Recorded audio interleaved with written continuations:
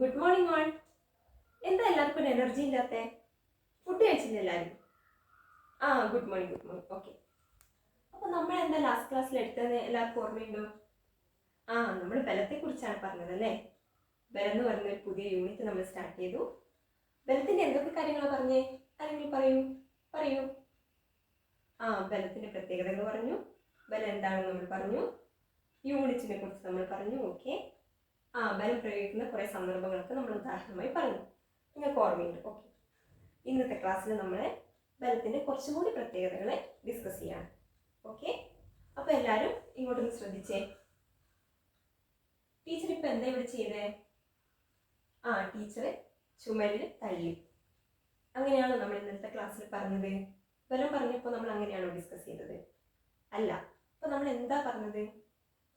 ടീച്ചറെ ചുമരിലെ കൈ കൊണ്ടൊരു ബലം പ്രയോഗിച്ചു. ടീച്ചർ ചുമരിലെ കൈ കൊണ്ടൊരു ബലം പ്രയോഗിച്ചു. ഓക്കെ. അപ്പോൾ നമുക്ക് കുറച്ചുകൂടി ബലം പ്രയോഗിക്കുന്ന സന്ദർഭങ്ങൾ നോക്കാം. നിങ്ങൾക്ക് അറിയുന്ന കുറച്ച് കാര്യങ്ങളാണ് പറയുന്നത്.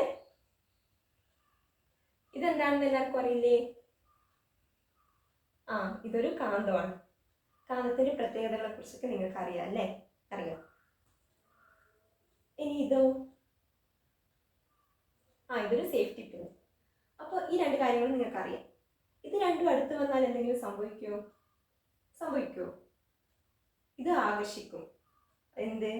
സേഫ്റ്റി പിന്ന്. സേഫ്റ്റി പിന്ന് കാന്തത്തിൽ ഒട്ടിപ്പിടിക്കുന്നതാണ് നിങ്ങൾ പറയുന്നത്. പിടിക്കുമോ? നോക്കാം. നമുക്കതൊന്ന് ചെയ്തു നോക്കാം.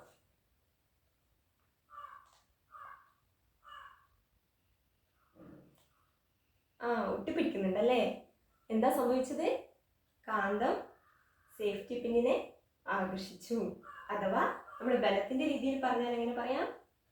കാന്തം സേഫ്റ്റി പിന്നിൽ ഒരു ബലം പ്രയോഗിച്ചു. കാന്തം സേഫ്റ്റി പിന്നിൽ എങ്ങനെയാ ബലം പ്രയോഗിച്ചത്?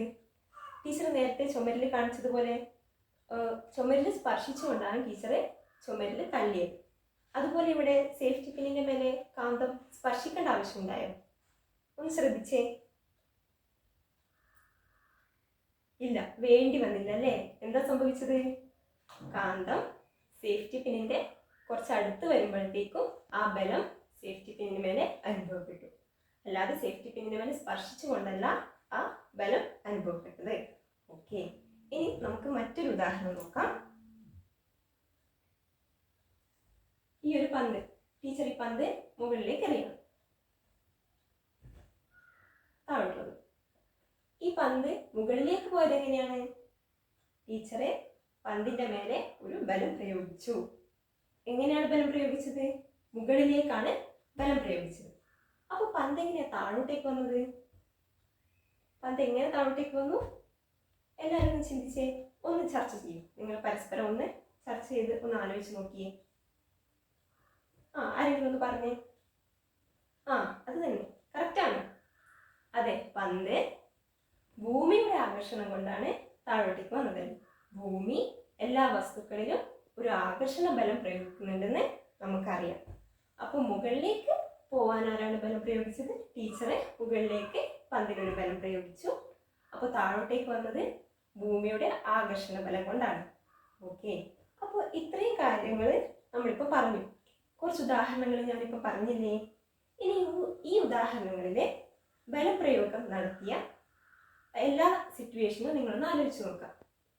അവയിൽ എന്തെങ്കിലുമൊക്കെ പ്രത്യേകതകൾ കാണുന്നുണ്ടോ? ഇപ്പം പറഞ്ഞ 4 ഉദാഹരണങ്ങൾ നിങ്ങളൊന്ന് ചിന്തിക്കുക. ഇവിടെ ബോർഡ് ചുമര് തള്ളിയപ്പോൾ എന്താ സംഭവിച്ചത്? ചുമര് എൻ്റെ കൈ കൊണ്ട് സ്പർശിച്ചുകൊണ്ട് ഞാൻ ചുമര് തള്ളി. കാന്തത്തിൻ്റെ കാര്യത്തിലോ?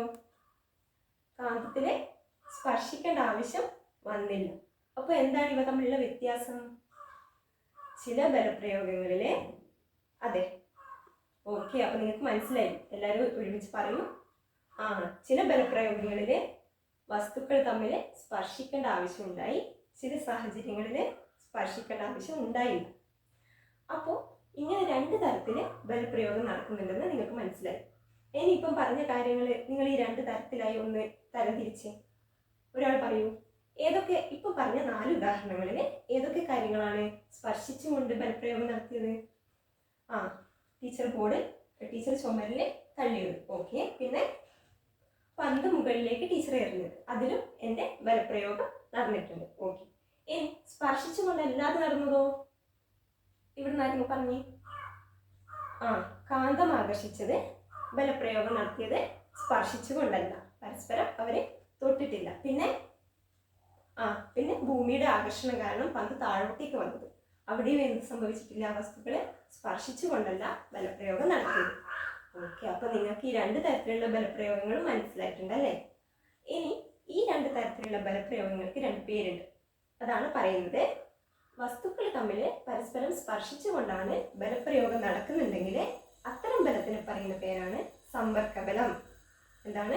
സമ്പർക്കബലം. ഇനി വസ്തുക്കൾ പരസ്പരം സ്പർശിക്കാതെയാണ് അവിടെ ബലപ്രയോഗം നടക്കുന്നുണ്ടെങ്കിൽ അവിടെ പറയുന്ന പേരാണ് സമ്പർക്കരഹിത ബലം. അപ്പൊ 2 തരം ബലം ഉണ്ടെന്ന് മനസ്സിലായല്ലോ. വസ്തുക്കൾ പരസ്പരം സ്പർശിച്ചുകൊണ്ടാണ് ബലപ്രയോഗം നടക്കുന്നുണ്ടെങ്കിൽ അവിടെ പറയുന്ന പേരാണ് സമ്പർക്കബലം അല്ലെങ്കിൽ കോണ്ടാക്ട് ഫോഴ്സ്. ഇനി വസ്തുക്കൾ പരസ്പരം സ്പർശിക്കാതെ നടക്കുന്ന ബലപ്രയോഗമാണെങ്കിൽ അവിടെ പറയുന്ന പേര് സമ്പർക്കരഹിത ബലം, നോൺ കോണ്ടാക്ട് ഫോഴ്സ്. 2 ബലങ്ങൾ മനസ്സിലായല്ലോ. ഓക്കെ. ഇനി നിങ്ങൾ എനിക്ക് ഈ 2 തരത്തിലുള്ള ബലങ്ങളുടെ കുറച്ച് ഉദാഹരണങ്ങൾ പറഞ്ഞു. ഇവിടുന്ന് സ്റ്റാർട്ട് ചെയ്തോളൂ.